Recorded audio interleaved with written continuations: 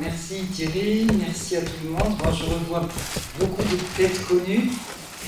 Bon, c'est vrai qu'Attac, ça fait 98, ça a été fondé, donc ça fait maintenant 30 ans, pratiquement, presque.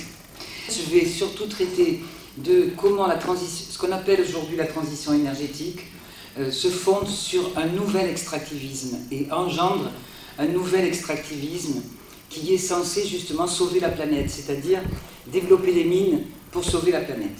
En gros, c'est à peu près ça. C'est à peu près le thème de ce que je vais traiter. Alors bien sûr, là-dedans, il y a aussi bien l'appareil d'État que l'appareil industriel, que l'appareil bancaire qui œuvre. Et donc je sais qu'il y a une opération demain d'attaque sur la BNP, qui n'est pas notre amie, puisqu'elle a été très engagée. C'est la première banque française et européenne engagée dans les fossiles. Donc c'est vrai que même si depuis ils font de la décarbonation, etc., mais bon, donc la BNP est véritablement une cible. Mais je voudrais essayer de voir comment, justement par rapport à la création d'Attac à ces années-là, le capitalisme dont on parle aujourd'hui, il a changé. Alors c'est le capitalisme, bien sûr, mais c'est une forme qui est quand même nouvelle et qui explique un peu ce qui se passe aujourd'hui, surtout du côté des États-Unis. Alors à l'époque, à l'apogée du capitalisme néolibéral, c'est les années 80, 90, surtout 90, en fait, dans ces années-là, et c'est dans ces années-là qu'est né le mouvement altermondialiste et Attac, il y avait en face l'illusion, c'est ce qu'on entendait, d'une société post-industrielle, d'une société de services. On disait maintenant les sociétés modernes sont des sociétés de services dans les pays développés, bien sûr, dits développés, sociétés tertiarisées, et il y avait l'idée d'une économie qui était dématérialisée. Ça, c'était vraiment l'économie Internet, on appelait ça l'e-économie, à la fin des années 1990, et l'idée d'une dématérialisation grâce aux nouvelles sources technologiques qu'on avait, et en particulier la numérisation, etc. Et donc on allait pouvoir avoir un capitalisme léger, finalement, qui n'aurait pas beaucoup d'impact sur la planète. C'est à ce moment-là aussi qu'ont fleuri toutes les théories sur ce qu'on appelait le découplage, c'est-à-dire que l'idée qu'on pouvait continuer la croissance économique et la croissance industrielle sans problème, tout simplement parce que grâce au progrès technique, on arriverait à produire de plus en plus de façon propre et on ferait baisser les émissions de gaz à effet de serre, précisément grâce à l'impact technologique.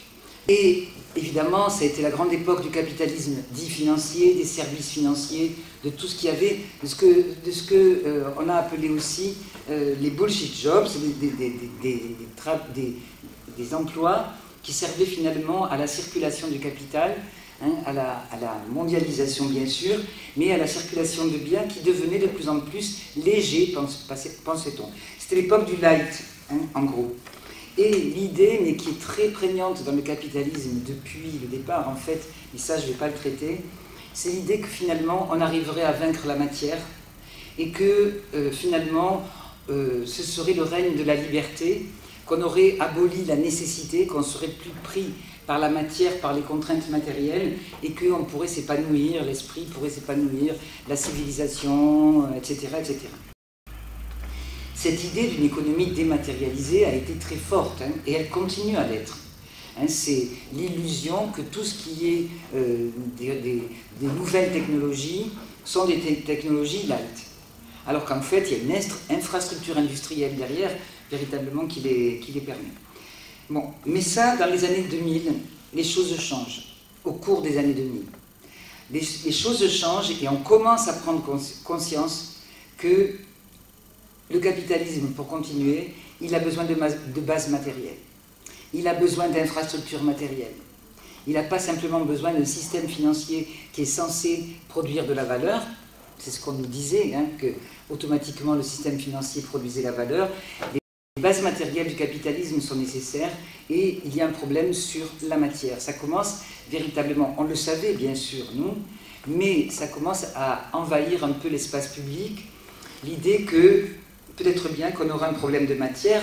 Et à l'époque, évidemment, comme régnait la pensée économique, régnait aussi l'idée de la rareté, parce que la rareté, c'est la base de la pensée économique, c'est la base même de la théorie économique. S'il y a abondance, il n'y a pas d'économie. Si tout est en abondance, bon, eh bien, il suffit de cueillir, et puis ça va. Donc il faut qu'il y ait de la rareté pour qu'il y ait de la production, pour qu'il y ait du marché. Et quand il n'y a pas de rareté, on en crée. On met des barrières et des droits, ça peut être des droits de douane, ça peut être tout un tas de barrières, des brevets, etc., pour créer la rareté, pour alimenter justement l'économie productive et circulation de l'économie. Donc retour de la matière et la catastrophe écologique qui déjà pointe son nez quand même de façon très explicite dans les années 2000, met ceci en exergue. C'est-à-dire que là, on se rend bien compte quand même que pour produire, il faut qu'on assure les conditions matérielles de la production, qui ont été abîmées, détruites et qui sont rares. Bon, ça c'est les années 2000. Et donc, se développe ce qu'on va appeler les grands projets inutiles et imposés. Ça commence au milieu des années 2000, fin des années 2000, disons, à partir de 2010, et là où il s'agit de construire véritablement les infrastructures matérielles du capitalisme. Alors qu'on pensait que tout ça c'était fini, qu'on avait trouvé le truc magique qui nous permettait de produire sans rien, pratiquement. Et donc là se développe ce capitalisme des infrastructures. On va appeler ça aussi capitalisme logistique. Et partout, le capitalisme s'est globalisé avec la globalisation, la mondialisation. Et donc partout, il y a une demande de minerais. Partout, la demande d'énergie, de ressources énergétiques explose absolument partout. Alors que dans les années 50-60, c'était un cercle très particulier de pays qui connaissaient la croissance. Alors que là, véritablement, le capitalisme devient global. C'est l'arrivée de ce qu'on appelait les BRIC, le Brésil, la Chine, la Russie, etc., très consommateurs, qui empruntent le même modèle de développement que nous et qui sont hyper consommateurs de matière. Et donc là, il y a une sorte d'affolement de l'Occident déjà parce qu'il y a concurrence sur les matières, et il y a déjà la Chine en particulier qui commence à se protéger par rapport aux terres rares. Et donc là, on prend conscience qu'il va y avoir, en tout cas, si ce n'est pas des guerres, mais des sortes de guerres pour les ressources, et qu'il faut qu'on se réarme en termes de ressources matérielles, en tout cas au niveau des pays dits du centre des pays développés. Et donc l'Occident, clairement, veut renforcer son empire minier, et à nouveau, la mine, l'extraction, qu'on pensait être du 19e siècle, ça ne nous concernait plus, la mine. On faisait ça dans nos colonies, et tant qu'on a pu importer de toutes les matières de nos colonies, tout allait bien, il n'y avait pas de mine chez nous, on était propre, les mines étaient délocalisées, évidemment, dans les pays, dans nos anciennes colonies et dans les pays du Sud. Et la question minière revient à l'ordre du jour dans nos sociétés. Alors qu'on avait fermé les mines, qu'on pensait que c'était un passé, le progrès c'était l'abandon des mines. Et là, donc, retour de la mine, retour de l'extractivisme. C'est là qu'on va beaucoup parler de la transition vers les technologies vertes. C'est là qu'on commence à parler de transition énergétique, je vais y revenir, de transition écologique, de transition énergétique, de technologies vertes, pour tenter de retrouver justement une sorte de souveraineté, d'indépendance par rapport à l'énergie. Dans les années 2000, la transition, c'est la décarbonation, c'est-à-dire on va passer d'une économie carbonée dépendante des fossiles à 80% à une société et une économie décarbonée, c'est neutralité carbone, c'est 2023.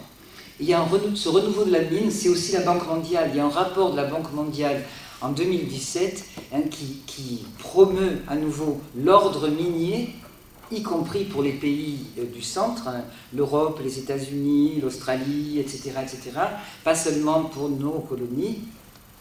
Et également un documentaire de l'Union européenne 2022, le titre c'est « La mine responsable en Europe, un nouveau paradigme pour lutter contre le changement climatique ». C'est la mine propre, c'est la mine responsable, c'est la mine durable.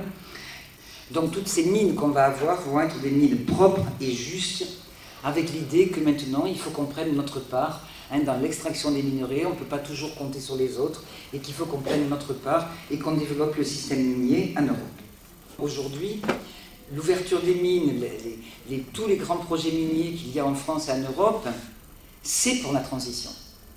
C'est pour la transition énergétique et pour la transition écologique. Donc ça s'accompagne d'un discours vertueux, parce que c'est pour le bien, c'est pour la transition. Et si vous n'êtes pas d'accord avec ces projets-là, c'est que vraiment vous n'êtes pas pour la transition et que vous êtes un peu attardé. Ce terme de transition, il apparaît dans les années 70. Il existe avant le terme, bien entendu, mais c'est là que véritablement il est repris dans des différents textes internationaux, et ça correspond, on comprendra pourquoi, à l'entrée dans ce qu'on appellera l'âge atomique. C'est-à-dire l'espoir qu'il peut y avoir, en particulier aux États-Unis, dans le surgénérateur. Le surgénérateur qui va permettre de régler la crise énergétique. 1973, c'est le choc pétrolier qui a engendré des récessions partout dans les pays riches, et qui a alimenté l'idée qu'il y aurait une crise énergétique fondée sur la rareté, et que donc il fallait transiter vers autre chose, et la transition du pétrole, etc., la transition du pétrole vers un autre monde à ce moment-là était posée par rapport à l'atome. Rapidement, je vais le décrypter à partir des travaux, en particulier de Jean-Baptiste Fressoz. Vous avez lu son livre peut-être sur la transition, sur Sans transition, qui fait une histoire matérielle. C'est un historien, Jean-Baptiste Fressoz, et il fait l'histoire matérielle de l'énergie depuis le XVIIIe siècle. Pas l'histoire financière, pas l'histoire, c'est le retour de la matière, l'histoire matérielle de l'énergie. Et après, j'ajouterai quelques travaux d'économistes, puisque bon, c'est mon rayon, et la question du climat. L'idée de transition, c'est l'idée de passage d'un âge, d'un certain âge, l'âge du bois, par exemple, au XVIIIe siècle, l'âge pré-industriel, c'est l'âge du bois, puis on passerait ensuite, c'est ce qu'on raconte dans tous les livres d'histoire et de géographie, encore aujourd'hui, on passerait à l'âge du charbon, et puis ensuite on passerait à l'âge du pétrole, et ensuite on devrait transiter vers autre chose. Et ça s'appelle une transition. Et précisément ce que montre Jean-Baptiste Fressoz dans son bouquin, où il étudie les liens entre bois et charbon, bois et pétrole, charbon et pétrole, il montre qu'il n'y a absolument pas de substitution d'une source d'énergie à l'autre, mais qu'au contraire, il y a empilement et symbiose. Non seulement empilement, c'est-à-dire qu'on va utiliser à la fois du charbon, du bois, du pétrole et de l'atome éventuellement, donc ça va s'empiler plutôt que de se substituer. Et non seulement ça s'empile, mais il parle de symbiose. Bon, je donne un exemple de symbiose. Avec le développement du charbon, se sont développées bien sûr les mines de charbon. Et les mines de charbon, pour qu'elles soient accessibles et sécurisées, il faut creuser des tunnels. Et ces tunnels supposaient des charpentes en bois, tout simplement. Donc à mesure qu'a augmenté l'extraction de charbon, a augmenté l'extraction de bois. De façon absolument phénoménale. Bon, il donne les chiffres. La Grande-Bretagne consomme 3 fois plus de bois pour son énergie en 1900 que par rapport à l'époque pré-industrielle. Ça a été multiplié par 3. Et donc, il remet en cause, à partir des trains aussi, bon, le fer, disons, qui vient du charbon, de la métallurgie. Il dit, plutôt que de parler de chemin de fer, on devrait parler de chemin de bois. Parce que quand on construit les lignes de chemin de fer, les besoins en bois sont absolument énormes, puisque toutes les traverses vont être en bois. Et donc, l'extraction de charbon va aller avec l'extraction de bois. On met en cause la vision évolutionniste, phasiste de l'énergie. Ça, c'est très important. Et donc, il dit, il n'y a pas de transition. Il n'y a pas de transition.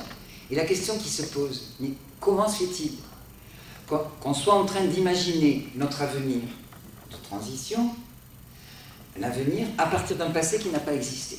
Comment se fait-il qu'on en soit arrivé là, c'est-à-dire à nous penser en transition énergétique, alors que cette transition énergétique dans le cadre capitaliste, n'a jamais existé. Le bois aujourd'hui est une source d'énergie toujours très importante parce que non seulement il y a symbiose, mais il y a de nouveaux usages aussi. Par exemple, ça a été les emballages. Les emballages ont pris un poids absolument énorme. Ces emballages sont en bois pour beaucoup, ou à partir du bois, bon, le papier. Et donc, là aussi, ça fait une consommation du bois énergie extrêmement forte. Donc, les usages se modifient, s'amplifient avec évidemment la croissance des marchés. C'est ce qu'on appelle l'effet rebond, c'est-à-dire que par unité, on a beau diminuer par unité la quantité de matière qu'il y a dans un produit, si on produit 2 fois plus de produits, ben la quantité de matière sera multipliée par 2. Donc c'est ce qu'on appelle l'effet rebond. Donc il y a l'effet rebond, il y a les usages nouveaux, et je dirais qu'aujourd'hui, dans le capitalisme de logistique qu'on a aujourd'hui, qui est vraiment un capitalisme logistique, la palette en bois, qui est très simple, et c'est l'outil essentiel de la circulation logistique. Bon, et c'est d'ailleurs assez rigolo, parce que les Gilets jaunes, par exemple, avaient détourné précisément l'utilisation des ronds-points et de la palette aussi, qui est aussi utilisée dans les ZAD, qui est utilisée un peu partout, mais c'est vraiment un déchet du capitalisme logistique, de l'organisation mondiale de tous ces transports de marchandises qu'il peut y avoir au niveau mondial. Et donc la production de bois continue, la consommation et la production de bois continue à augmenter, il n'y a vraiment pas eu substitution. Mais nous, on pense aujourd'hui qu'il va y avoir substitution entre énergie carbonée vers des énergies décarbonées. La croyance, l'imaginaire, voilà pourquoi je pense qu'il faut s'en débarrasser. En 2018, Total a signé un contrat avec Google Cloud pour utiliser l'intelligence artificielle, c'est-à-dire qui suppose tous les minerais, tous les minerais qu'il faut pour l'intelligence artificielle, pour la prospection d'énergie fossile.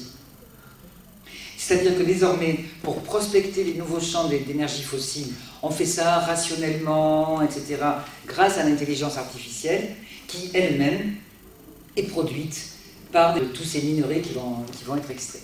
Et donc là, on a un cas de symbiose, c'est-à-dire que le pétrole, qui est carboné, le reste, soi-disant, c'est pour la décarbonation, eh bien, tout ceci entre complètement, non seulement sans fil, mais entre en symbiose. Cette façon de voir, si vous voulez, ça a été amplifié par toute une vision économiste des choses qui régnait véritablement, et qui règne toujours, mais qui régnait encore plus fort peut-être dans les années 80-90, et après.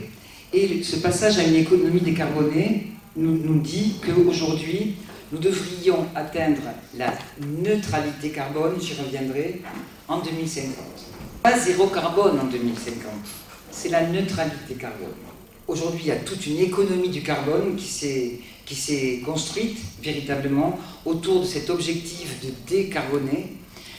D'abord, je voudrais dire que là où on voit la prégnance de l'économie, c'est que réduire la question du climat aujourd'hui à une variable, les émissions de carbone, c'est absurde.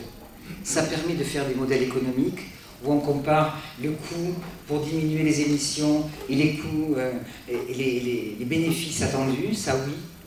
Ça permet de faire des modèles, mais c'est une réduction du réel qui est dramatique. Parce que, effectivement, on va décarboner, ça va être l'outil essentiel, la décarbonation. L'énergie nucléaire, elle est décarbonée. Tous les problèmes qu'il y a sur l'eau, par exemple, a priori décarbonée, j'y reviendrai. Les problèmes qu'il y a sur l'eau, ça ne compte pas aujourd'hui dans cette économie décarbonée que nous sommes en train de construire. Il y a une seule variable. Mais les économistes ont trouvé quelque chose d'extraordinaire en plus. C'est de la neutralité carbone. C'est que non seulement il y a les émissions qui sortent des cheminées, pour prendre une image, les émissions d'équivalent carbone, de plusieurs gaz à effet de serre, qu'on réduit à équivalent carbone. Et en plus, les économistes ont inventé la notion de émissions évitées. C'est quoi? C'est que si vous investissez dans des technologies vertes, vous allez éviter des émissions que vous auriez faites si vous aviez continué à être dans l'économie brune. Et donc, vous allez gagner des crédits d'émission. C'est vertueux. Vous ne savez pas quoi en faire de ces crédits d'émission. Donc, on va créer un marché. Ça s'appelle le marché du carbone, qui est européen. C'est le premier marché mondial du carbone, bon, qui a été créé en 2005, où vous allez pouvoir échanger ces crédits d'émission. Par exemple, vous êtes une entreprise vertueuse, et puis il y a une autre entreprise, Total par exemple, qui veut continuer à émettre du carbone et à faire des fossiles. Ils ont besoin de crédits d'émission, et donc ça va se compenser. C'est la question de la compensation. Et la compensation est possible parce que tout est réduit à une unité. Le carbone est l'unité de compte. C'est l'équivalent général, c'est l'unité de compte. Qu'une tonne de carbone soit émise par un hôpital qui a besoin d'avoir une activité, ou bien par, je ne sais pas, le chauffage de piscines privées, c'est la même chose, c'est une tonne de carbone. Et la neutralité carbone, c'est pas du tout carbone zéro. La neutralité carbone, c'est qu'il faut que s'équilibrent les crédits de carbone, enfin disons, les émissions évitées par rapport aux émissions réelles. C'est la même chose sur le zéro artificialisation net. C'est la même chose, c'est le net qui est important. Hein? Il ne s'agit pas de zéro artificialisation. Là aussi, alors ce ne sera pas des crédits carbone, mais c'est des crédits biodiversité que gère la Caisse des dépôts et consignations. Si vous faites des projets vertueux de recomposition des sols, etc., vous gagnez des crédits biodiversité que vous pouvez ensuite échanger au cas où vous auriez à détruire certaines espèces, etc., par ailleurs. Mais tout ça, bien entendu, c'est tous les outils de la transition. C'est pour passer à une économie décarbonée. Et on organise le marché du carbone. Et là, il y a une bureaucratie carbone, mais qui est impressionnante. Et dans les différentes COP, les fameuses rencontres sur le climat des Nations Unies, la plupart des discussions sont des discussions purement techniques, techno-économiques. C'est comment on fait pour compter, il faut s'entendre entre pays, pour savoir comment on compte les tonnes de carbone qu'on émet, réguler les marchés, créer le marché du carbone, parce qu'il y a eu énormément de fraude, il y a une mafia du carbone, comment on régule les marchés du carbone, etc. etc. Ça occupe énormément, hein, donc toute une bureaucratie du carbone qui s'est créée aujourd'hui, une techno-bureaucratie du carbone. Bon, ça c'est vraiment la prégnance de l'économie. Il y avait un économiste, il y a toujours d'ailleurs, qui a eu beaucoup d'influence, il s'appelle Schumpeter. Schumpeter, il est le père du concept suivant, c'est la destruction créatrice. Et c'est l'idée que le neuf remplace l'ancien, pour faire simple. La destruction créatrice, il y a des innovations, le système se régénère par innovation, et une innovation à un moment donné détruit l'ancien système, c'est la destruction créatrice. En matière énergétique, ça a beaucoup compté dans cette histoire phasiste de l'histoire énergétique, c'est-à-dire, une fois qu'on a trouvé la technologie charbon, eh bien la technologie bois était complètement obsolète et on a pu passer au charbon. Et ça, disons, ça a imprégné, en théorie économique, c'est vraiment une base, hein. C'est critiqué maintenant, mais pendant très longtemps, moi j'ai appris Schumpeter à l'école, à la fac, on continue à apprendre Schumpeter dans toutes les mauvaises facs d'économie, et c'est pratiquement toutes. Il y a soit Jaurès, pardon, et Rennes 2 peut-être, mais dans énormément de facs d'économie, on continue à apprendre la destruction créatrice avec le rôle de l'innovation qui permet de passer des caps, et donc l'idée de transition. Elle est déjà chez Schumpeter. Et on a vu que c'est pas vrai. Le nouveau ne détruit pas l'ancien. On évacue. Alors il y a eu énormément de choses dans les années 70 aussi. Il y a eu l'idée du pic pétrolier, du pic du Hubert, vous avez dû en entendre parler. L'idée qu'on allait vers la rareté. Or, aujourd'hui, si on veut poser le problème correctement, le problème, c'est pas la rareté des ressources, c'est l'abondance. Et si on extrait toutes les énergies fossiles qui sont actuellement dans le sol, et qu'on connaît plus ou moins grâce à l'IA, etc., et qu'on va connaître, celle qui a sous l'Arctique et tout ce qu'on veut, c'est à peu près, selon les calculs de scientifiques, c'est plus 8 degrés en 2100. Donc, le problème, c'est pas la rareté, c'est d'arrêter l'extraction. Et sans la compensation, sans rien. Et ça a vicié parce que l'histoire de rareté, ça met en avant les technologies qui vont permettre de nous sortir de la rareté. Et dans ces années-là, surtout aux États-Unis, mais aussi en France bien sûr, parce qu'on était une puissance nucléaire, il y avait l'idée du surgénérateur nucléaire. À l'époque, l'histoire du climat n'était pas encore prégnante dans l'opinion publique, mais c'était la possibilité du surgénérateur nucléaire, une énergie infinie. Et donc, on pouvait continuer la croissance, etc. Pas de problème, on ne s'affole pas, on verra bien venir. C'était un peu freiné parce qu'en 1979, il y a eu l'accident nucléaire aux États-Unis, où on est passé très près d'un accident nucléaire très grave, c'est Three Mile Island, et là, ça a freiné les velléités nucléaires. Pendant ce temps, quand même, l'administration Carter avait commandé un rapport sur le climat. En 1979, c'est le rapport Charney.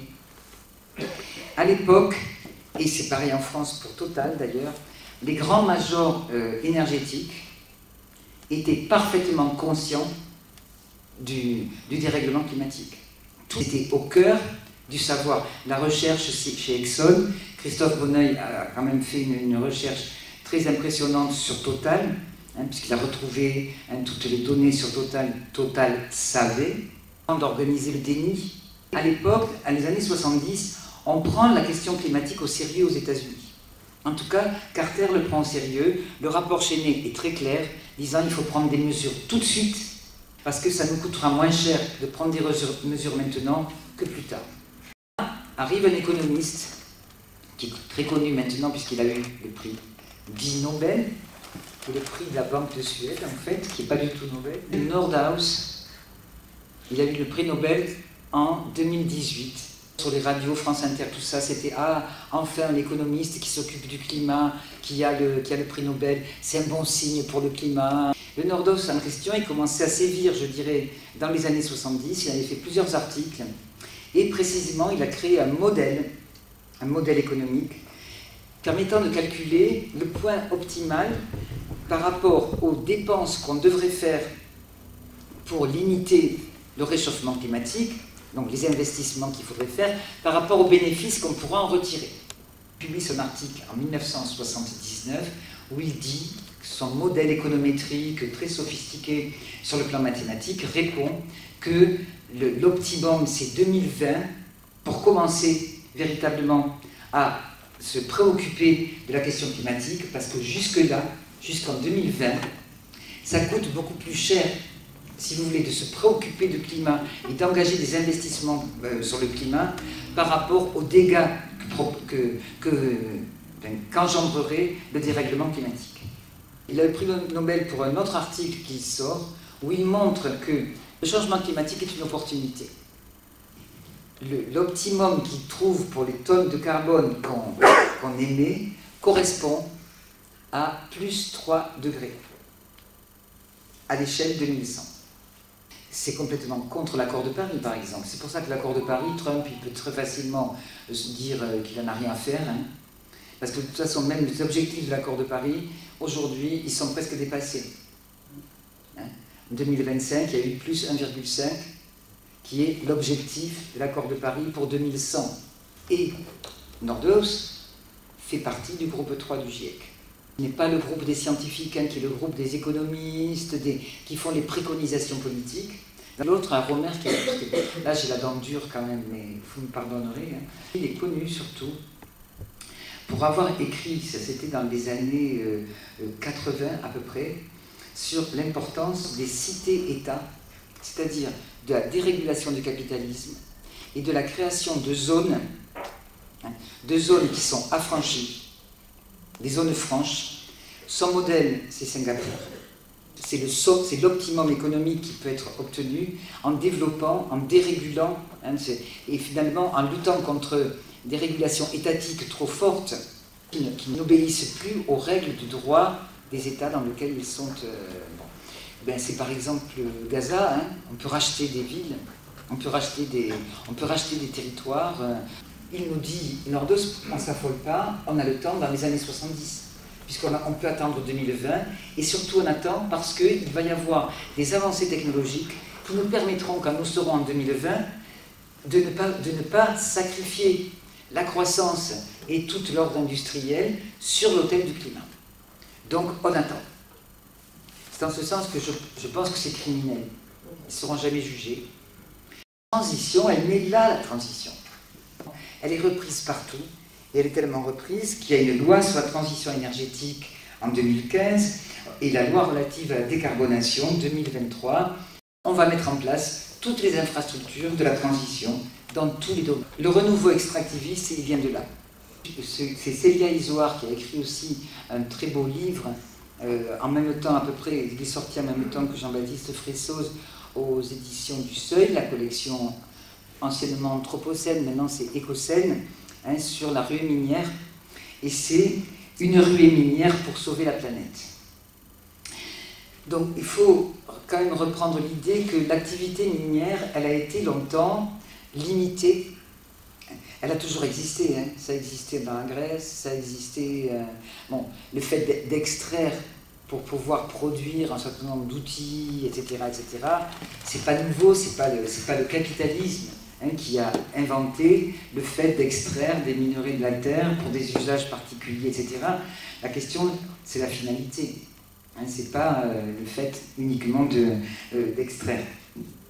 Donc elle a été longtemps limitée par des interdits, en fait, tout autant que par l'activité technique.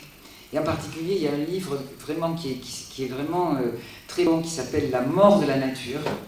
C'est une américaine, féministe, écoféministe américaine, philosophe, qui s'appelle Caroline Merchant et qui montre comment, par exemple, dans l'Antiquité ou dans les sociétés du Moyen-Âge, chez nous, pré-industrielles, etc., il y avait un rapport organique à la terre. Et bien souvent d'ailleurs, une espèce, alors il se trouve qu'elle écrit là-dessus, une sorte de, c'était la terre-mère, une sorte de, aussi la terre qui était symbolisée comme une femme, etc. Et c'était Pline le Jeune aussi qui avait écrit des choses magnifiques, qui disait, on ne peut pas aller fouiller les entrailles de la terre.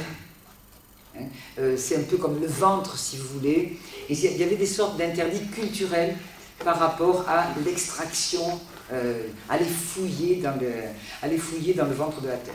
Et pour l'Europe, toutes ces limites ont été levées à partir du XVIe siècle, XVIIe siècle, quand a commencé véritablement l'extractivisme sous la forme du colonialisme, où on est allé extraire à l'extérieur, hein, de nos sociétés. C'est sorti en particulier un penseur qui s'appelle Bacon, penseur anglais. Alors lui c'est extraordinaire, il a marqué énormément, hein, c'est pas un petit penseur, hein, il compare la Terre à une femme publique d'ailleurs. Il dit qu'il faut la contraindre parce qu'elle cache ses secrets, elle cache les trésors, c'est une marâtre en fait. Alors qu'on avait une vision de la Terre qui était une vision d'une mère protectrice, etc. Non, la Terre, c'est la rareté qui arrive. La Terre, c'est une marâtre. Il faut aller extraire, il faut l'extraire, il faut la forcer comme une putain, hein, pour qu'elle nous dévoile ses secrets. Il faut forer, drill, comme dit l'autre, drill, baby drill. Si le président Macron, au sommet qu'il y a eu sur l'intelligence artificielle, à Paris, il n'a pas dit drill, baby drill, il a dit plug, baby plug. C'est exactement la même idéologie. Hein. Alors c'est pas du pétrole, hein. Mais ça va être des minerais, c'est plug, baby, plug. Mais c'est propre, hein. C'est pas comme ces fossiles qui est dégueulasse et qui est dans les pays du Sud, vraiment. C'est le passage d'une vision organique de la Terre à ressources à exploiter, je vais vite, à un objet inerte. Là, ça se fait par le fait colonial, hein. L'extractivisme, et bon, le colonialisme, c'est quand même une matrice du capitalisme, et l'extraction est la matrice du capitalisme. Les mines et les plantations, ça le fait remarquer Célia Isoard, je trouve c'est très intéressant dans son livre. La façon dont est organisé le travail dans les plantations, c'est on extrait aussi de la terre et des gens, des esclaves en particulier, on extrait la valeur. Hein, l'extractivisme, c'est pas uniquement les minerais, mais enfin je vais m'en tenir moi strictement aux minerais. Ce qui a changé maintenant, c'est que ce nouvel extractivisme, c'est l'infrastructure de la transition. C'est-à-dire que finalement, il s'agit de reporter sur les métaux la demande à l'énergie qui reposait sur les fossiles. Hein, la demande à l'énergie reposait sur les fossiles, maintenant, comme on décarbone pour la transition, eh bien ça va être sur l'extraction de ces métaux qui vont nous permettre de créer, d'avoir accès aux technologies décarbonées. En 20 ans, l'extraction des minéraux, des métaux dans le monde a doublé, ça c'est les chiffres de Celia, ISOA. D'ici 2050, les prospections à peu près, c'est multiplié par 5, entre 5 et 10, d'ici 2050. Partout, et en France, il y a eu simplification du code minier. Simplification du code minier, et partout, il y a des financements publics pour tout ce qui est l'extraction minière. Donc il y a la BNP, bien sûr, mais il y a financement public. Et notamment parce que on a inventé donc une catégorie qui s'appelle l'intérêt national majeur. Par exemple, qui veut dire que certains projets relèvent de l'intérêt national majeur. C'est le projet, par exemple, de lithium, d'extraction de lithium dans l'Allier, qui est un projet d'intérêt national majeur. Ça veut dire qu'il peut être mené avec des dérogations administratives et environnementales. C'est ça, l'intérêt national majeur permet de se libérer d'avoir des dérogations administratives et environnementales, et en particulier sur la question de l'eau. Parce qu'évidemment, qui dit mine, dit eau. Il y a la pollution, mais il y a aussi la nécessité de pomper de l'eau pour la mine aussi. Aujourd'hui, on fait des projets, effectivement, de mines propres. On va avoir des mines propres, c'est pas comme ces mines qu'il y a dans les pays du Sud, au Brésil ou en Afrique, etc., qui sont vraiment des mines sales. Nous, grâce à nos technologies, on va pouvoir avoir des mines propres, des mines durables qui s'occupent de toute la question de l'eau, etc., etc. Sur BNP, je suis allé voir le site, quelques publications de BNP, c'est incroyable quand même. Alors, ils ont parfaitement le discours de la transition, c'est plus. C'est même pas la peine que je fasse une conférence. Plus transiteur, il n'y a pas. Ils sont vraiment dans la transition, la décarbonation, etc. Alors, l'eau, c'est vrai qu'ils disent que c'est un problème, la question de l'eau. Ils sont beaucoup sur ces projets d'extraction, évidemment. Problème de l'eau, ils disent oui, mais bon, il va falloir envisager le dessalement. Et donc ils financent des projets de dessalement de l'eau. Ce qui est un truc complètement énergivore de façon délirante. C'est-à-dire que pour extraire du lithium, pour pouvoir produire de l'énergie propre, on va utiliser une quantité d'énergie sale absolument énorme. Voilà pourquoi moi vraiment je plaide pour ne plus parler de transition et pour remettre en cause l'idée de transition. Ça suffit qu'on nous endorme, on nous a fait attendre pendant 30 ans en disant attendez, la technologie va nous sauver de ce mauvais pas. On ne dit plus développement durable aujourd'hui tellement, on dit décarbonation, c'est pareil. Ça a la même fonction, d'endormir. Parce qu'ils n'y croient même pas à leur décarbonation. On a un combat à mener aussi qui est un combat sur les mots, sur les représentations, sur les idéologies. Donc mine propre, dans lequel on fera de la compensation, bien sûr. Si on abîme de l'eau, on compensera. On réparera des sols quelque part, etc., etc. On recyclera les déchets, parce qu'on sait recycler. Alors les déchets de la mine, on ne les recycle pas du tout. On les enfouit partout où on peut. Si possible en Afrique, c'est tant qu'ils acceptent. Tous les déchets miniers, c'est vraiment les pays du Sud où on envoie absolument tous les déchets. Et puis on va aussi recycler toutes les batteries, etc., etc. quand même. Alors ça, la réponse quand même est très claire. C'est que ces batteries, précisément, qui sont les puces, etc., qui sont les outils de la transition, donc de la décarbonation, c'est un alliage de je ne sais combien de métaux, je ne suis pas technicienne, je ne peux pas vous le dire, mais d'une vingtaine de métaux. Il est impossible de recycler parce qu'il faut l'énergie nécessaire pour reséparer des métaux qu'on a combinés pour pouvoir faire ces puces ou ces batteries, etc., est absolument phénoménale.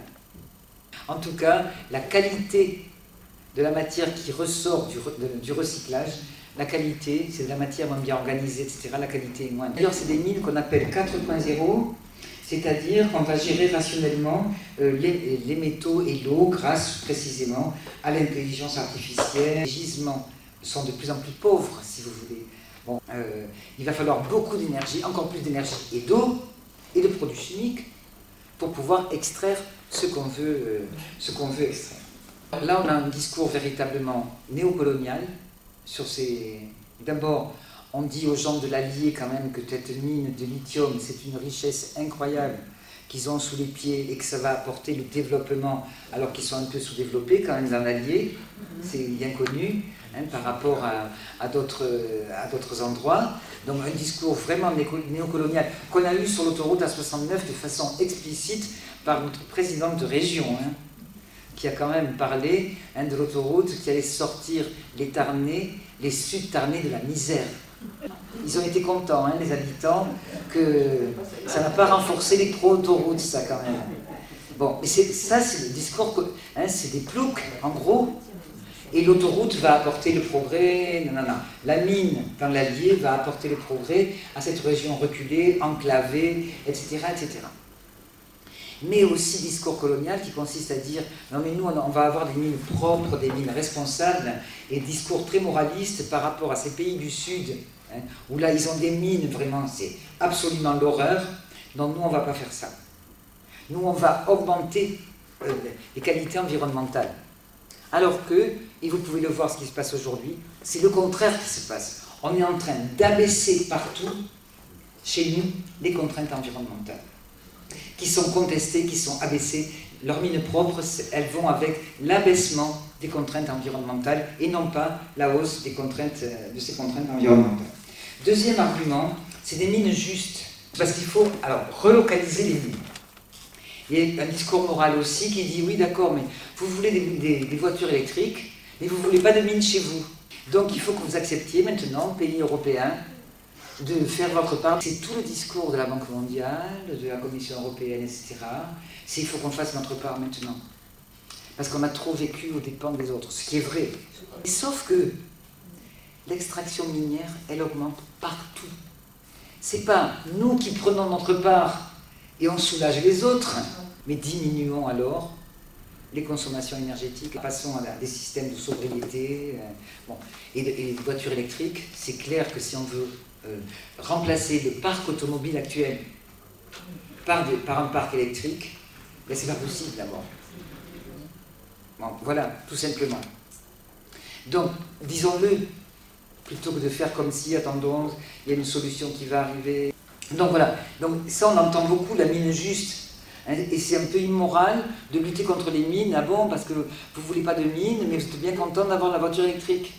Déjà pour contrer ça, hein, c'est dire, c'est vrai qu'on s'est déchargé sur toutes les colonies, ça a été l'énergie pas chère, les minerais quasiment gratuites, le colonialisme, l'esclavage, tout ce qu'on veut, certes. Mais arrêtons alors les mines dans ces pays-là alors, aussi. Parce que Imerys, qui va faire Imerys est une grande multinationale française qui va extraire le lithium dans l'Allier. Imerys est au Brésil, en Argentine, partout dans le monde. Et ils saccagent le monde. Et là, ils ne font pas des mines propres, hein, au Brésil. D'ailleurs, ils ont été en procès il y a 3 semaines. Il y a un procès contre Imerys parce qu'il y a eu une plainte, parce qu'Imerys a revendu une mine qu'ils avaient de kaolin au Brésil, qu'ils ont fait n'importe comment, ils ont pollué tout un tas de rivières avec l'extraction de kaolin, et finaux, ils ont revendu toutes leurs usines Imerys kaolin à un fonds d'investissement américain, sans, bien entendu, faire état de tous les dégâts qu'il y a eu. Sauf que le fonds d'investissement a racheté, et aujourd'hui écope de plaintes de la part d'autres sociétés brésiliennes, etc., contre ce fonds d'investissement pour toutes les pollutions qu'ils doivent compenser parce que, bon, et ça, Imerys s'était bien chargé de ne pas le dire. Donc il y a le procès qui se fait à Paris en ce moment, qui a eu lieu à Paris. Moi, je ne connais pas le résultat. En tout cas, Imerys, en même temps qu'ils font la mine propre dans l'Allier, ils font les mines sales, au Brésil. Donc ça, il faut le dire en même temps. Hein. Donc, comme c'est activité minière partout, en fait, cette décarbonation et la transition, c'est un énorme projet industriel qui touche le monde entier et qui réactive tous les conflits autour des ressources. Tous les conflits autour des ressources, c'est-à-dire qu'il faut arriver à extraire avant les autres et il faut extraire au détriment des autres. Il faut aller le plus vite possible, donc il y a accélération. Et je voudrais dire quand même que c'est une activité qui, même si elle se fait en Europe, reste profondément coloniale, et ça, au sein de l'Europe, et ça il faut le dire. Parce qu'il y a un certain nombre de pays cibles qu'on a appelés dans les années 2000, au moment de la Grèce, hein, du redressement de la Grèce, etc., on les a appelés les pigs. C'est pas très sympa d'ailleurs, ça veut dire cochon, hein, quand même en anglais. Les pigs, c'est Portugal, Italie, il y avait Italie, Grèce et Espagne. Et l'Irlande. Regarde un peu la carte. Si on regarde un peu la carte des implantations de ces grands projets extractivistes, c'est beaucoup dans ces pics quand même que ça se passe. Et en particulier le Portugal. Il faut aller voir un film qui va sortir, qui s'appelle, je ne sais pas le prononcer, mais qui retrace la résistance d'un village au Portugal contre ce projet de la plus grande mine de lithium européenne qui se passe au Portugal. Et la Finlande aussi qui fait partie de la région, et en particulier la Suède, et en particulier les régions des peuples autochtones, parce qu'il y a des peuples autochtones encore. Donc on reproduit au niveau européen ce qu'on a fait au niveau international, c'est-à-dire une sorte de néocolonialisme.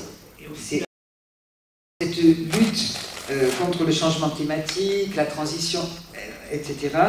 En fait, il y a un autre travers très important, c'est qu'au nom de la transition, donc on extrait, mais ça invisibilise toutes les autres activités qui n'ont rien à voir avec la transition, qui sont l'armement, qui a énormément de besoins, aéronautique et armement, qui ont énormément de besoins, et bien entendu, toutes les technologies de l'IA, les smartphones, tout ce qu'on veut, bon bref. Et ça invisibilise complètement, parce qu'une grande partie de l'extraction de ces mines justes, de ces mines pour la transition, etc., c'est aussi pour ça. Et Elia Izoard a fait un travail dans son livre, mais elle a écrit un article dans Reporter aussi, qui est parfaitement accessible, sur ce qui s'est passé en Ukraine, y compris avant la guerre. L'Ukraine, c'est aussi un paradis minier. C'est le miracle minier. Et elle a étudié le cas de Airbus et le titane ukrainien. L'Ukraine a beaucoup de titane. Alors, le titane, je ne sais pas bien, mais j'ai regardé, c'est un matériau qui est plus solide, si j'ai bien compris, que la sphène. On l'utilise en tout cas dans l'aviation, parce que c'est un matériau qui a des caractéristiques, il est plus léger que beaucoup d'autres matériaux qu'on utilise dans l'aviation. Et donc, dans le cas du développement durable et de la transition, faire des avions plus légers, c'est bon. Hein, on gagne des crédits carbone là aussi. Hein. Donc on allège l'aviation. On trouve au nord-ouest de Kiev du titane et à côté de Zaporijia, là où il y a la centrale nucléaire, qui est un centre, qui est un lieu de combat depuis la guerre qui est extrêmement important. Alors le titane ukrainien, il est extrait en Ukraine et il est traité en Russie. Hein, c'est la Russie qui le transforme, et ça depuis le fait que quand il y a eu le démantèlement de l'Union soviétique, hein, l'Ukraine a continué donc à transformer son titane en Russie. Bien, si importé par Airbus qui a fait pression en 2022, au moment de la guerre, pour que le titane ne figure pas dans les produits soumis à embargo pour la Russie. Et a réussi. Entre le début de la guerre et mars 2023, Airbus a importé pour au moins 22,8 millions de dollars de titane de Russie. Si on regarde ce qui se passait avant la guerre, au niveau de l'Ukraine, hein, c'était un pouvoir néolibéral, hein, d'une société endettée. Et donc, pour aller contre l'endettement, et dans une perspective assez libérale et néolibérale, déjà le gouvernement avait mis aux enchères internationales le sous-sol ukrainien, qui était déjà convoité bien avant la guerre. Avec le premier investisseur institutionnel, c'est pas du tout BNP hein, ou autre, en Ukraine, c'est la BIRD, c'est-à-dire la Banque internationale pour la recherche et le développement, la Banque mondiale. En gros, c'est la Banque mondiale qui a organisé la mise aux enchères du sous-sol ukrainien, et il y a déjà plusieurs intérêts, la France, hein, dans le sous-sol ukrainien. Ça, c'était bien sûr avant la guerre. Il y avait un accord bilatéral entre l'Ukraine et l'Union européenne sur l'accès aux ressources pour décarboner l'énergie et la mobilité. C'est le titre. Hein. Je cite ça parce qu'on voit qu'aujourd'hui, il y a une vaste géostratégie des minéraux. Qu'est-ce qui se passe avec Trump aujourd'hui, qui règle la question de l'Ukraine, de la guerre et de la résistance ukrainienne, etc., à coup de « je rachète le sous-sol », et le chantage à l'Ukraine qui consiste à dire, parce que quand on aide l'Ukraine, on n'aide pas du tout l'Ukraine, hein, on prête de l'argent à l'Ukraine. On dit l'Europe te débloque 20 milliards, et ça va être la dette de l'Ukraine par rapport à l'Europe. C'est pas de l'argent qu'on donne, il y a un tout petit peu qu'on donne, mais l'Ukraine s'endette aujourd'hui. Pour qu'elle se désendette, ben c'est qu'elle vende son sous-sol. Parce que c'est sa plus grande richesse. Et la Roumanie, hein, c'est une zone hein, qui est tout proche, là. Il y a une zone qui était extrêmement riche en métaux rares, etc., pour la transition. Le sous-sol ukrainien qui fait partie des négociations aujourd'hui, sur le dos, évidemment, du peuple ukrainien, qui va payer la dette, exactement comme les Grecs, ils ont payé la dette en vendant les ports. Ils ont vendu les ports, ils ont vendu énormément de choses, des plages, etc., des îles, etc., pour payer la dette.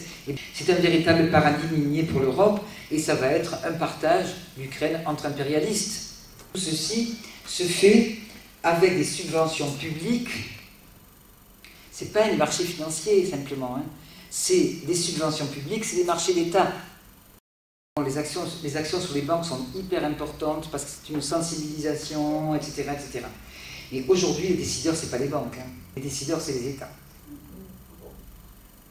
C'est les États qui s'engagent dans ces projets-là. C'est des États qui sont devenus des États-entreprises. Et ça, on paye 30 ans de néolibéralisme, hein, avec une fusion de l'État avec les intérêts privés. 30 ou 40 ans de néolibéralisme, bien sûr ça, on l'a désormais.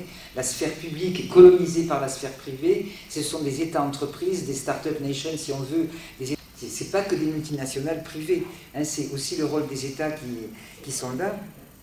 Il ne s'agit pas du tout d'une disparition de l'État avec le néolibéralisme, pas du tout. Hein.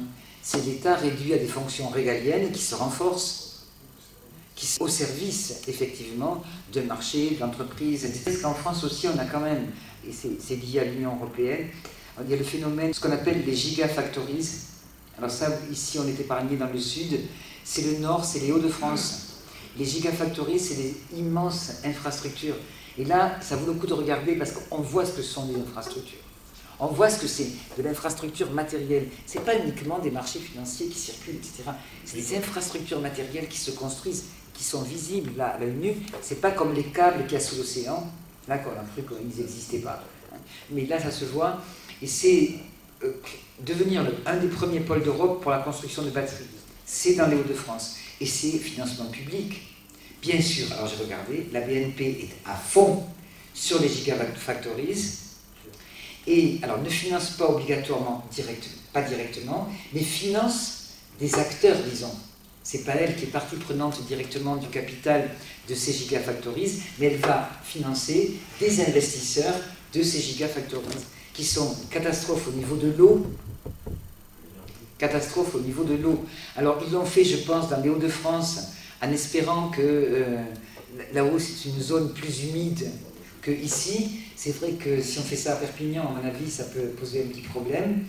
Mais vu le dérèglement du cycle de l'eau, il peut pleuvoir beaucoup dans le nord et pas comme il faut, quoi. Pas comme il faut, ça peut faire des inondations absolument énormes. Bon, bref, vous connaissez l'histoire comme moi. Donc voilà un petit peu pourquoi j'ai centré beaucoup plus sur les infrastructures matérielles que sur les marchés financiers et les banques, en fait. Même si les banques sont effectivement des outils. Et d'ailleurs, dans les mouvements sociaux, ça s'est ressenti. Aujourd'hui, quand je parlais tout à l'heure il y a eu beaucoup d'ouvrages sur les infrastructures du capitalisme, le capitalisme logistique, etc. Alors qu'il y a 20 ans, c'était le capitalisme financier, les ouvrages qui sortaient là-dessus, et la réorientation aussi des mouvements sociaux pour autour de ces infrastructures, pour les désarmer, pour les contester, pour les faire fermer, pour enfin, tout ce qu'on peut faire, quoi. Moi, j'ai pas de solution. D'abord, je pense que c'est pas en termes de solution, mais bon, je vais quand même donner des pistes, en tout cas. Sur la question énergétique, je l'ai quand même dit, tant qu'on ne mettra pas ensemble la question de la sobriété énergétique, couplée avec, pourquoi pas, certaines technologies vertes, y compris de décarbonation, bien sûr. La voiture électrique en soi, si elle est utilisée pour faire des petits trajets, bon, mais penser que la voiture électrique va se substituer aux milliards de voitures qui circulent aujourd'hui dans le monde, c'est de la folie douce. Mais des mines, il faut en ouvrir partout, partout. La Terre devient une mine à ciel ouvert. Mais c'est de penser que la décarbonation, avec les technologies de la décarbonation, c'est la solution qui permet de sortir de la question climatique. Non, parce qu'il y a la question de l'eau aussi. Pour vivre, on a besoin d'eau. Et les mines sont très consommatrices d'eau. Bien entendu qu'il faut se libérer des fossiles, mais surtout pas en faire un seul objectif. C'est comment on s'en libère. Comment on s'en libère? On s'en libère d'abord par la sobriété. Il y a des solutions technologiques, il y a des solutions politiques aussi. Il y a des interdictions nécessaires. On vit en société, on respecte les feux rouges. Si on ne les respecte pas, on ne peut plus circuler. Ben, il faut qu'il y ait des feux rouges. Il faut arriver à trouver les voies pour sortir du capitalisme. Oui, il est fondé sur la prédation, je l'ai dit, hein, il est fondé sur l'extraction, c'est la matrice. C'est la matrice, c'est la colonie, l'extraction, etc. C'est la matrice capitaliste. Bon, il faut en sortir de cette matrice. La question c'est, quels sont les chemins pour en sortir? Est-ce qu'il y a un seul chemin? Est-ce qu'il y a une multitude de sentiers à emprunter? Et peut-être un jour que ces sentiers ils se retrouvent sur la même route, et ils arrivent véritablement à structurer les choses. Ce qui est sûr, c'est qu'il y a une nécessité de décision politique et de feu rouge. Bon, je ne sais pas, on prend le métro, on prend le train, etc. Mais la gabegie énergétique qu'il y a, qui n'apporte même pas de confort. Bon, par exemple, il y a le rapport qu'avait fait Négawatt, on peut discuter de Négawatt, hein, c'est pas le sujet. Bon, mais le rapport qu'ils avaient fait sur la sobriété, sur comment on peut diminuer de moitié la consommation énergétique d'ici 2050 sans baisse de confort, c'est-à-dire sans se cailler complètement l'hiver et sans s'éclairer à la bougie comme ils disent les autres. Hein. Là, il y a des tas de réserves énormes déjà. Hein. Bon, vraiment, la sobriété, c'est ça. Bon, et puis c'est la lutte contre les inégalités sociales. La sobriété. Ça passe contre la lutte contre un mode de vie qui est l'apanage de puissants, qui se diffuse dans la société, malheureusement. C'est contre ça. De construire des mouvements sociaux qui soient capables véritablement d'inverser, mais ce n'est pas à l'échelle uniquement de la France. Hein. On peut regarder aussi, bon, le monde que nous vivons, il est difficile, enfin, c'est assez horrible. Bon, il n'en reste pas moins qu'il y a des mouvements sociaux très forts en Serbie, aujourd'hui, qu'en Grèce, on se bat aussi contre des mines, aujourd'hui. Il y a un mouvement social extrêmement fort en Grèce. Hein. Le Portugal aussi résiste à sa manière, donc je pense que là, il faut, parce que les politiques telles qu'ils sont aujourd'hui, la Commission européenne telle est aujourd'hui, là, je ne sais pas comment, voilà, il faut un rapport de force pour la changer. Le jour où on aura changé ça, ça veut dire qu'on aura gagné, mais qu'on aura inversé le rapport de force. La question, c'est comment on arrive à inverser ce rapport de force. Ce qui me paraît important, c'est de garder les yeux ouverts, de ne pas se laisser endormir par la gouvernance, le développement durable, ça a été à un moment, maintenant c'est la décarbonation. Encore une fois, c'est la décarbonation capitaliste, si vous voulez que je conteste. Hein. Il ne s'agit pas bien sûr qu'il faut décarboner, le plus possible. Il faut supprimer les plastiques, tous ces plastiques c'est du pétrole, et il faut de la réglementation. Hein. Il n'y a pas eu une bonne utilisation de transition, c'est piégé dès le départ. Comme le développement durable, pareil. Comme croissance verte, comme tout ça, c'est piégé. Dans le cas de décarbonation, de transition, je sais qu'on dit souvent bifurcation. Il faut des révolutions. On ne va pas y arriver avec des petits trucs. Hein. Voilà. Bon, je vais m'arrêter là. Merci.